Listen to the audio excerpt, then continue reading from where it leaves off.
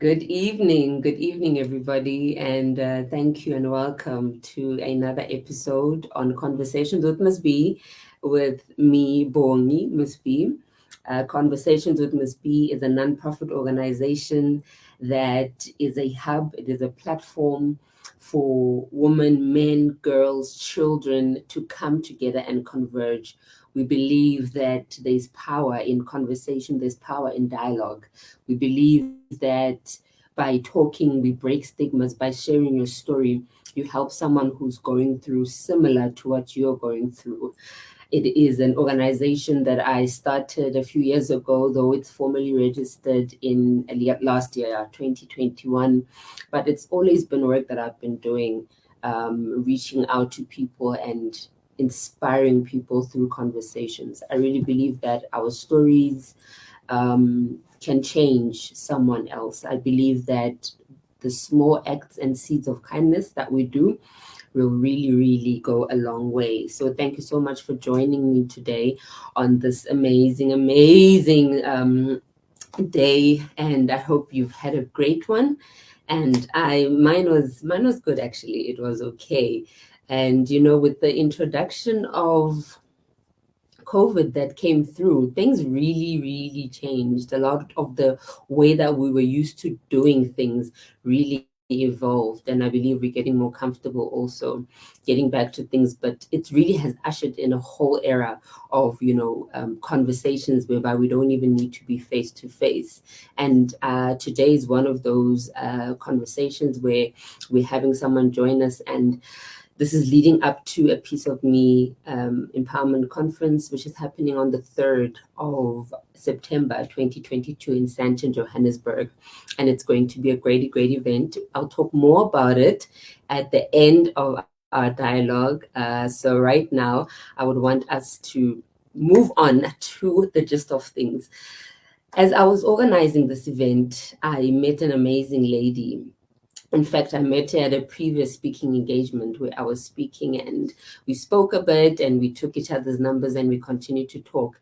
And I was really inspired by her story. And she's joining us today. We will be talking about business, building a brand. It's difficult to build a business in this day and age, difficult to build a business knockouts post COVID-19, whereby things are just different. The way we used to do things is different. We're in the new normal now, but she has managed to build a successful brand, a successful business. And we just want to talk about her, about this business, and about being brand. So let me bring her on. Welcome, Sis Unathi. How are you today? I'm good, thanks. And thank you for the gracious introduction. And thanks you It's to a everyone who's pleasure. watching us from wherever you're watching us from. Yes. Thank you so much for coming through. I really appreciate your time. And today we're talking about building a successful brand by being authentic. In a world and age where, first of all, before we get to that, tell us a bit about yourself. Susunati, I know that you're a businesswoman. She's also a former internal auditor, and she wears many hats. But I will allow her to maybe introduce herself and tell us a bit about who you are. Hi, as Miss B has mentioned, my name is Unathi Singata. I am from the Eastern Cape in a small village called Makenina, just off Kunu. So we use Kunu because it's bigger. Um, I I am a formally trained internal auditor. I've been working for a bank for most of my career. And I started my business back in 2016. As people know that when you're doing audit work, you get to travel a bit. So I was fortunate enough to visit Ghana. That's when I got my first encounter with unprocessed shea butter, raw shea butter, and brought it home, started using it for myself. And I'm a person who loves scents. I love scents. I love, the luxurious, creamy feel of things. And if you've used shea butter, you'll see how hard it can be. And even the scent, it's not a bad scent or anything. It's just very organic and everything. So I experimented a bit about it. And then I started Googling recipes, and one night I had a body butter basically after trials and trials and trials, and that was back in 2016. So that's a bit of me and my business.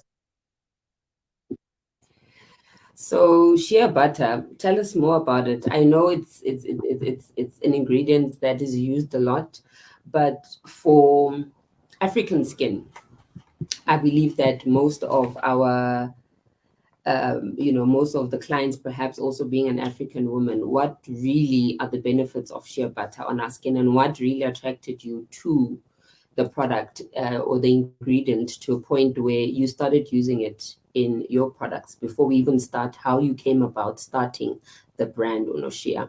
But tell us about shea butter, the benefits it has for your skin, for your hair, and why you decided specifically to use it as part of your main ingredient. Okay, so maybe just a few steps back to my real introduction of the product. So I was at work and I was having a conversation with one of my colleagues back in Ghana, and she has the most beautiful skin, like velvety. Um, I don't know, she just has the most beautiful skin. Her name is Ya. One day you'll see her.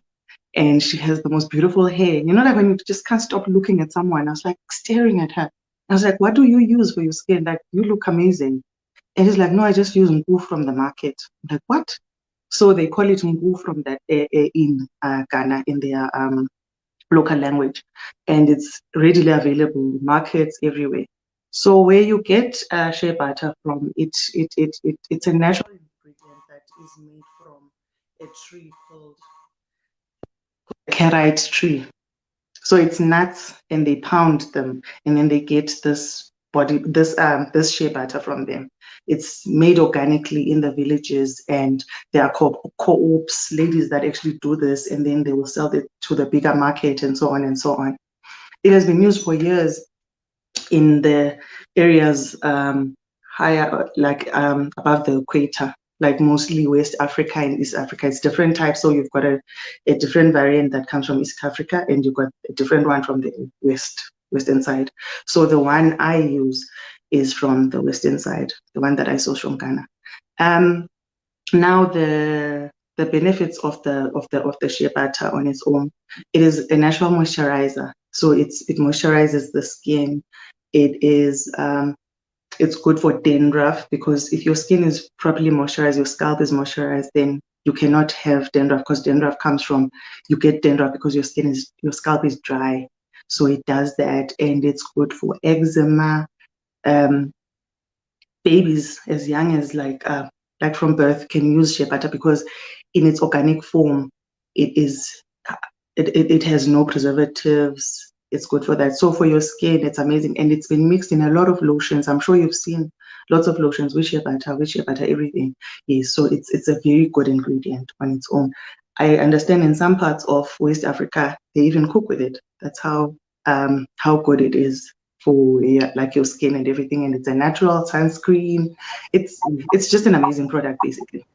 Wow, wow. I can imagine it makes sense why. And isn't it amazing how, as Africans, so much of what we need, so much what of God has given us is natural. It's there. I mean, Exactly. who would have thought that, shea butter, a product that is used in so many products, like a lot, like we see a shea butter everywhere. But what really I love about, sorry about my camera, what I really love about your products is that for me, it's the authenticity of them being proudly South African, made by a Black woman who is in South Africa, who comes with so much that has happened. You've got so much experiences, you've got so much limitations, you've got so much fears that coming into business. So you left your formal employment last year, if I'm not mistaken. Yo, that was a bold move. What made I you know. believe in this brand so much, in Unoshea so much, that you felt, you know what, I'm willing to leave formal employment to take this on full time? What was that driving factor for you? Sorry. What was that driving factor for you? What was that thing that made you say, I'm willing to leave. I'm sure it was a comfortable job. I mean, you're internal auditor with benefits, with the comfortable salary and all that, but you decided to leave all of that for a brand. What was it about Unoshea that made you say, I believe in it so much that I can leave what I do for it? I think it's two things. Firstly, I think, reasons outside of yourself become very compelling to you. Sometimes people do things for their children that they wouldn't do for themselves. People make choices that they wouldn't do for other people and so on. So for me, I was inspired, one, by the customers that I've gotten over the years. Even when I started the brand itself, I've always had this, I'd say, a bit of insecurity around around what I can produce, what I can do. I mean, my background is in auditing and so on, but each and every time someone encountered what I was doing with the product, they would come back. So for me, that gave me confidence, such that even to start, like the way I sell the product, I sell it through distributors. So there's people that actually distribute the product on my behalf. So if someone wants to buy, if they're close to 4 Ways, then I will direct them to someone who's close to there and so on. So those people that actually sell the product for me, they made it look so viable. Like they brought the belief in me. That's when I started believing that actually this thing could actually be a thing. And when someone actually says, yo, Unathi, after using your product, my skin has been like this. And the ladies that distribute the product are the ones that actually touch me all the time. Because if someone says, with my commission, this is what I've done, and you're like, I'm such a big part of their journey. So that for me was very inspirational. Secondly, I love working with my hands. Sometimes people do their jobs, the jobs that they trained to do, because they've learned and they've worked so well and they've practiced so much, so they know how to do them. But the joy from it is not so much there. They get joy from other places. There's people amongst us that are sitting in offices, SDAs and so on, but they should be in a restaurant cooking somewhere as chefs and so on, because that's where the passion is. So for me, the leap, and having taken the leap during the time I did, that was during COVID. There's so many dark things that were happening at the time. People were Yeah. losing loved ones and so on, and I got sick. And I was so stressed at the time, and I thought to myself, maybe this is something I just need to do for myself and see how far it takes me. And I had evidence from my books that the product is actually going, it's actually moving. And most of the time, I'm not even able to meet the demand because I'm at the office, and sometimes I'm running out of stock, and I get to the suppliers. It's late, it's closed, and so on. So I didn't have time to actually give the business a chance. So I decided, let me take this leap and see where it goes. And I am still taking that leap every morning, because it's not like a decision that you take and you're like, woo, fine. But it's a constant decision that you take every day. Like people got paid last week, I didn't. That type of thing. So it's not been an easy one to take, but I did. Sure, that's powerful. You spoke about two things there. The first thing, you spoke about having people who believe in your dream, in your brand, in your passion, in your product. Having people who say, you know what, it's not, give me those products. The market doesn't know them.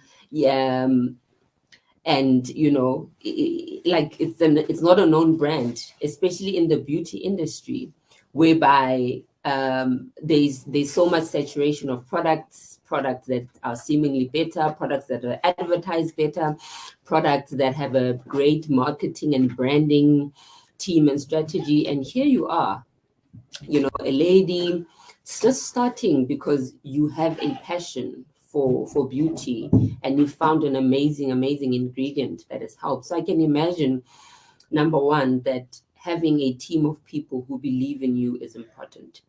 We're not islands. We are because of others. And for me, that Yes. was a very important point that you raised, to say that I think for me is to say, as people, we should believe in each other's more. We should support each other more. That one, two, three, four, five people that say, you know what, give me your products, I'll sell it. Give me your products, I'll start using them. Those people are important, because you can imagine if we live in a world where we didn't support each other, especially as Black businesses, and as women, it is really, really important. So I loved that point that you made. Then you spoke about your passion and how you then had to leave your cushy job with benefits and everything to start this brand. What have been the challenges, honestly? Because sometimes I think entrepreneurs make everything seem so great. They're like, go into business, it's nice, you no longer report to anyone, you're your own boss, you make your own working hours, but they don't tell us the reality also, to say that, guys, in as much as yes, there are all these advantages, there's a whole lot of challenges also in starting a business. What are some of those challenges that you have experienced in business, number one, and also as a Black female owned company? What are the challenges that you have also experienced? I'd say uh, from the day I made the decision, I never stopped being challenged, because I challenged myself to make a lot of changes in my life, you know. So you give up certain comforts because you know that you want to nurture something, you know. You give up some of some of the things that you used to, like, I can't go out as much as I used to because cash flow and all those things, you know. So cash flow has been one of the challenges because I am not funded. So everything that I do and every step that I've taken to get to where I am now, you know, when I started the business, I used to make the products here in my kitchen. And as demand grew, I got a contract manufacturer to actually make the products on my behalf. So I had to go through that whole process where um, I had a formulation of mine and we worked, and they had formulations that they were using themselves, and there are biochemists there who will give you advice. Actually, no, not so much of this, because you know, like when you're cooking, even if you're cooking a stew at home, it won't taste like yesterday's. So with all that, so we got everything measured and so on and so on, and we had like a proper formulation set out. So for me, that I was still working at the time, but it was challenging to actually get that together, you know, while I was still working. And then after I left my job, I had to let go of certain things. Like I let go of my car. I don't have a car right now. I Uber everywhere, and I'm fine with that. You know, I have a courier system that actually does the delivery. But if I need to go somewhere, I I find different ways to do that. So sometimes in chasing what you really want, you give up some of the things that that really give you the comfort. Like I was saying earlier on, that people got paid, I didn't, you know, because my business is still at a stage where, although I started it long time ago, at the time, you know, when you're working and you have a side hustle, most people have side hustles. Side hustles offer different comforts. You know, for some people, it's a legacy thing, they want to save the money and so on. For me, it was not like that. I had my side hustle to supplement my lifestyle. So I was not saving properly, you know. So that's a challenge that I'm facing now, because now I've been building my books and it's almost like I'm starting from scratch. So that's something that is, it's quite hard, you know, like when it comes to cash flow, to make sure that everything is flowing and so on. And there are good months and then there are just months, you know. So when that happens, you need to be sure that you are able to pay who your suppliers are, and to make sure you have suppliers that deliver. Like I've got different suppliers for maybe the same thing. Like my labeling suppliers, it's not one supplier that I use, so that if this one does not deliver, then I've got a contingency, you know, those types of things. So it's good processes that I may have learned from my previous job that are keeping me grounded, but it's still not easy. It is not easy at all. And no one teaches you business. You know, no one teaches you. When we go to school, we get trained to work for an organization. No one actually sits us and does like proper entrepreneurial, like life skills and so on. Yeah. Mm. That's very true. You spoke about the cash flow challenges. That must be a challenge. Number one, starting a business without funding, without capital. So it means it's self funded. It means you've had to sacrifice some of the things, luxuries, sometimes not even luxuries, necessities, basics, cut them down so that you could save money in order for you to start your business.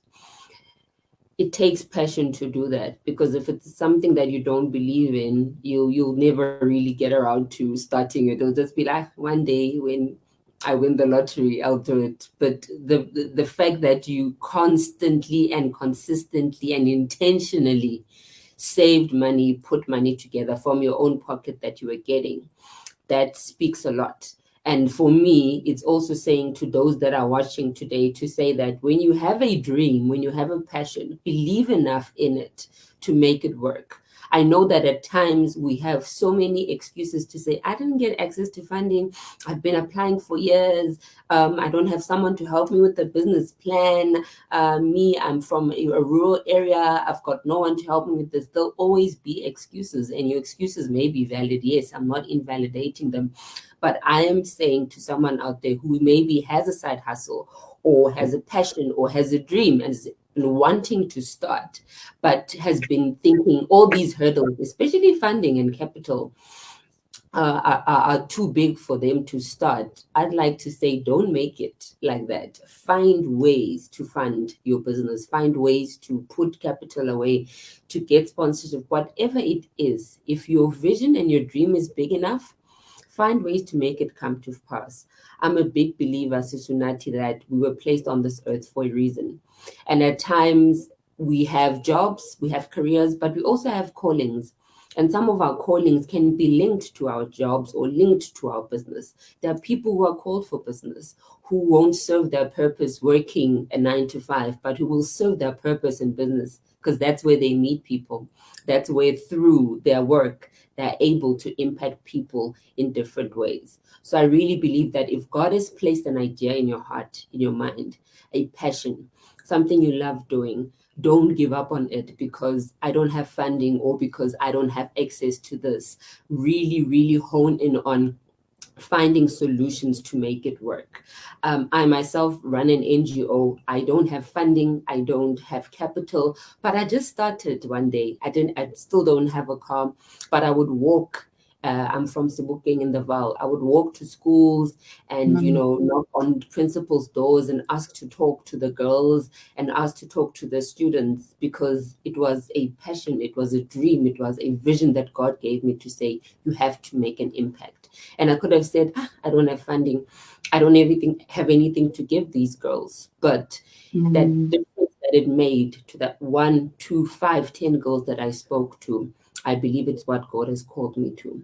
And then let's talk about also, okay, you spoke about funding difficulties. You also spoke about, access to things like being able to do branding. How important was it for you to build a network of people that you could refer to, someone to call and say, "Can you hook me up with this? I want us in general to talk about the importance of forming relationships and relationships that can help you." Are there some relationships that have helped you that perhaps started as friendships but became business relationships, maybe friends who started distributing your products? Let's talk about the importance of maintaining and having strategic relationships. How did you form those relationships where you could go to the chemist, you could get a labeling company, what relationships helped you establish those things in your business? I'd say across all walks of my life, everyone I've met has played a role, from my former colleagues that I used to work with, from my friends, my school friends. There's friends I have from back in primary school. I was in boarding school growing up, so we have a bond that not a lot of people understand, and those are just friends, personal friends, family. And another thing, I think when you want to start a business or when you are in business, in fact, even when you're working for an organization, curiosity is a very it's a big asset. You know, like when you ask questions, 90% of the time, the people have asked questions like they've led to somewhere, they've led to to someone. You know, someone will say, I know this, and so on. Like the lady I was talking about, I asked her where the source was for her shea butter, and she gladly shared, you know. So people will share out there as long as you ask. You know, like what you were saying now about your story, how you would go into the principal's office and ask to talk to the children. That was just inspiration for you. It's something that came naturally to just go and ask. So asking for me is everything. Like I am one of those people. I'm ready to ask a question, and I read a lot. So sometimes it will be something off a page of a book or something, you know, that I'll read. You know, there's like, for instance, if you want to go into a tech business, you want to read about someone who's done a tech business, like how they've done it, because sometimes learning doesn't have to be from scratch. You know, there's shoulders we stand on. You know, research has been done about certain things. There's no reason to go and reinvent the wheel. If someone has done this, and people have been very gracious. I mean, um, everyone I've asked for maybe help or a referral or an introduction. No one, I can't even say one person said, I don't know. Or if they don't know, they'll say, but they wouldn't say, no, I don't want to share that. People are always open to sharing as long as you are open to ask. So it's that vulnerability that you need to have at some point to just say, hey, I don't know how this is going to work. Or I don't know how this is done. How did you do it? You know, someone may not give you the formula as it is, but they'll give you nice pointers. And there's always something to pick up from any conversation. That's very, very true. You raise a very important question.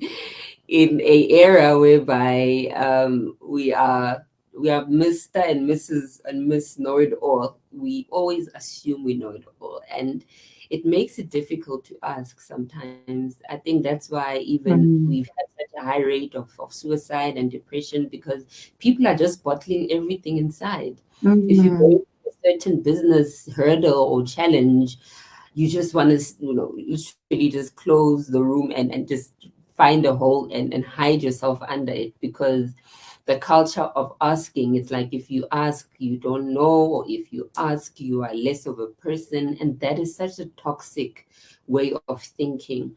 And I'm very thankful that you raised that point to say that ask and surround yourself with people who can launch you to your next level. I always am a firm believer that God is strategic with where He's taking you. The moment you start on a journey, He will bring people, resources, things that will help you get there. But if you don't acknowledge them, then exactly.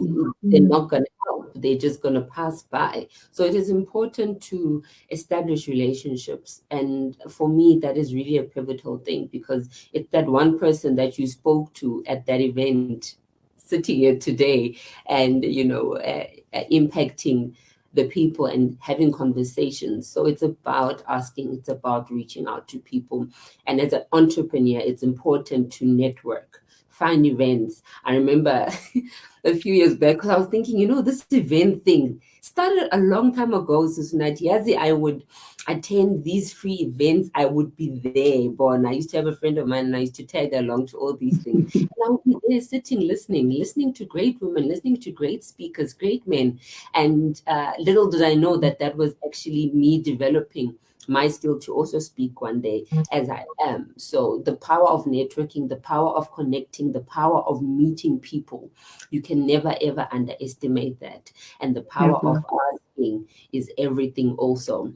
And of course, talking about network, you and I met at an event, and we reached out, and you said, are you having an event? And I said, I haven't even done an event yet, but if I do, I'll let you know. And I planned this event, a Piece of Me Empowerment Seminar, which is Can't happening on the wait. 3rd of September. And this is a seminar, I've shared this before, that was placed in my heart by God, by a higher being, to say that there's so much power in a story, Sister Unathi. There's so much power in sharing yourself with other people. I believe that we are here on this planet so that we can give parts of ourselves to others, so we can die empty. And so a piece of Me Empowerment Seminar is people coming together to share pieces of themselves. I might need a little bit of that, you might need a little bit of that. And if we all give and do a whole bring and share thing, we all sort of build each other. That's what the seminar is about. I'm inviting everyone to come through. And you've sponsored some of your products for the event, which is really, really amazing. For me, it's again emphasizing the power of relationships and the power of giving. Tell us a little bit briefly about your products and also about, the giveaway that you'll be giving away prior to the event and at the event. And just tell us about your products, their range, what you have, and all of that. Okay. I currently have two ranges that are fully launched, that are actually out there. There's a third one that's coming, but right now I'm just going to focus on the ones that are available on the market. So the first range is a body range. So I have unprocessed shea butter there, which is actually the source of most of my products, which is where the whole story of shea butter started from. Actually, even the name Unoshea, Uno is one, and shea is shea butter. So that's how the name came about. So I've got it comes in an unprocessed form, and then also I've got a body butter, which is a whipped form of the shea butter, but mixed with essential oils and glycerine and other oils to make it softer, because like I said earlier, that it tends to be a bit hard. So some people prefer it in its natural form, some people prefer it whipped and so on. And I also have a body lotion, I've got a wash, I've got and with the products, they've evolved in the sense that, like sometimes you'll be selling them a body butter, and they're like, do you not have a tissue oil? Do you not have a scrub? Do you not have bath salts? Do you not have this and this and this? So the product range has evolved into a range of 6 products for the body. So there's a wash, a lotion, a body butter, depending on the preference that you have. There's a tissue oil, and with all the benefits. Like for instance, with the scrub does not have shea butter, but it's a sugar scrub, because you need to exfoliate so that your skin can be able to absorb whatever it is that is within your tissue oils, like a moringa oil. So my tissue oil is a moringa tissue oil. So to get the full benefits of it, it's nicer if you scrub first and then you put it on, etc. So that's about the body collection. And then I've got a crown collection that's for the hair. People who know me and know about me, I have alopecia under this wig. It's just cold today. I didn't show up as my full self, but I've been without hair for a long time, and it's for different reasons. Alopecia is caused by hormonal, and sometimes it's from how your hair has struggled in some form of way, and different things. So I took time to actually make the hair product, but we finally got to it. And so the products for the hair, I've got a shampoo and conditioner, I've got a miracle hair balm. So that's like a hair food, and I've got a scalp oil treatment for your treatment. That's like a weekly treatment. So it's quite a nice collection, and I've had good reviews. I've completely relied on reviews for the hair products because I don't have hair myself, but everyone who's used the hair products has the same testimony, and I can't wait for people to have an experience of the products that I'll be sharing as part of my of the giveaway that we're doing prior to the event. Do you want me to say it, or are you saying it? I think let you do that. It's your event. I've given you the product. They're not mine now. They're yours. Yes, you have. You've kindly done that. And thank you so much for sponsoring your products, for the goodie bags and for some of our guests. And of course, we're giving away one of your hampers at the actual event. So please do buy your tickets. They're available via web tickets or via Eventbrite if you may be not in South Africa, and also via EFT. I'll put the poster underneath this video once it's done. And I'm sure you've seen the pictures there that I showed you of the products, really amazing products. I cannot wait. And also, we are running a promo giveaway leading up to the event, whereby if you buy your ticket and you go on either our Facebook or Instagram page at Conversations with Miss B, like the page, follow the page, then tag some of your friends on it. Take a picture of yourself with the tickets, and you could be winning yourself a beautiful hamper of Unoshea. And I believe that it is just going to be amazing. I mean, who does not want a hamper with such amazing luxury products? I love your branding. I love your vision. I love your drive. I love the passion you have. The fact that you just went all out for this vision is really, really inspiring. And I believe that there are some young women maybe who are afraid to start for various reasons. What are your parting words with regards to just giving people that push to say, start? You will never know if you don't start. Honestly, it's just one of those things. I think for me, that was my, that's how I took my last decision to actually do this. I was like, if I don't do it, then I would not know, you know. And you may start something, and sometimes you find that maybe it's not even that. So even in starting something and you feel discouraged, it will lead you to something else, you know. So either way, I think for me, if you feel that passion, or you feel something, or there's something that you feel like you want to share, go ahead and share it, and you'll see, you know. Like today, I went completely out of my comfort zone. This is my first live, like like I said earlier on, and you pushed me Yeah. out of my comfort zone literally, and I didn't think I would last to this moment, you know. You remember how panicky and nervous I was. So Yeah. sometimes it's these spaces that will show you a different part to yourself, and the joy of sharing something that you know, or something that has helped you, is what maybe for me has propelled me to where I am. So find whatever it is that makes your heart jump, and try it. I mean, there's nothing wrong with trying. It could be wrong, or it could be right. What if it goes well? What if, right? What do you have to lose? Just Mm. try, take that leap of faith, start that business, write that business plan, register that business, up that money, just start doing something. And I believe those little steps lead to the bigger scheme of things. Thank you so much, Sis Unathi, for joining us tonight and taking your time to just come through and engage with us. You really are an inspiration. When I see Black women, believing in their vision and going in the industry and being game changers, that is so important. And we are absolutely honored to have you as one of our sponsors for the A Piece of Me Empowerment seminar. The poster is on your screen right now. Tickets are 555 Rand, and there you are at Eventbrite, web tickets, and via Capitec with the account numbers there on the screen. You'll be receiving a goodie bag and lunch and just amazing nuggets of wisdom from amazing people. Thank you so much to everyone who is joining us tonight, today, this afternoon, this morning, depending on wherever you are.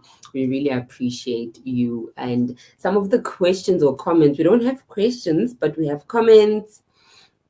Sis Shiloh Domingo saying looking beautiful. And Sis Tandiwe, one of our speakers, Rev Tandiwe Petunia Mutiva, saying hi to us. And Sir Charles commenting on the comment you spoke about starting, to say that it's easier to make excuses than to start doing the work. Very true. And also he said, I'm still struggling with asking for help, but slowly getting there. One step at a time, Sir Charles, one step at a time. Thank you so much, Sis Nati, for your time and your nuggets of wisdom. We really appreciate you. I'm wishing you a beautiful night. Thank you for all for tuning in. See you maybe on Thursday or next week. We'll see. But I hope you buy your tickets for the Piece of Me Empowerment Seminar. Thank you and God bless you. Thank you.